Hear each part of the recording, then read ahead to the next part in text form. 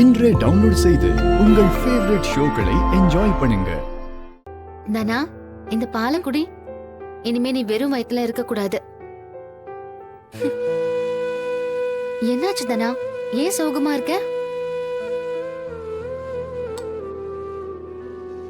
அதெல்லாம் ஒண்ணும் இல்ல மாயா. ஏய், உன் முகத்தை பார்த்தாலே தெரியுது நீ எதுக்கு ஃபீல் பண்றன்னு.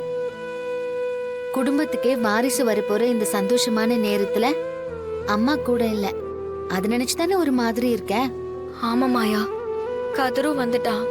அப்பாவும் என்னை வீட்டை விட்டு வெளியில போக வேண்டான்னு சொல்லிட்டாரு.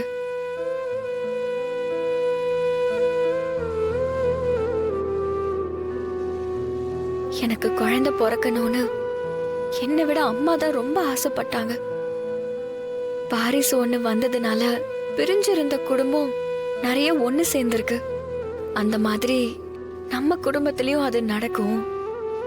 அதுக்கு சீக்கிரம் ஒரு வாரிசை கொண்டு வான்னு என் அம்மா அடிக்கடி சொல்லுவாங்க.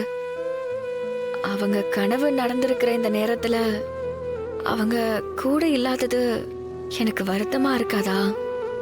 வருத்தமா இருக்காதுன்னு நான் சொன்னேனா? ஆனா நீ வருத்தப்பட தேவையில்லை. நம்ம குடும்பம் நல்லா இருக்கணும்னு தானே பெரியம்மா ஆதிபராசக்தி கோவிலுக்கு போயிருக்காங்க. அவங்க வேண்டுதல்னாலதான் இந்த நல்லது உனக்கு நடந்திருக்கு.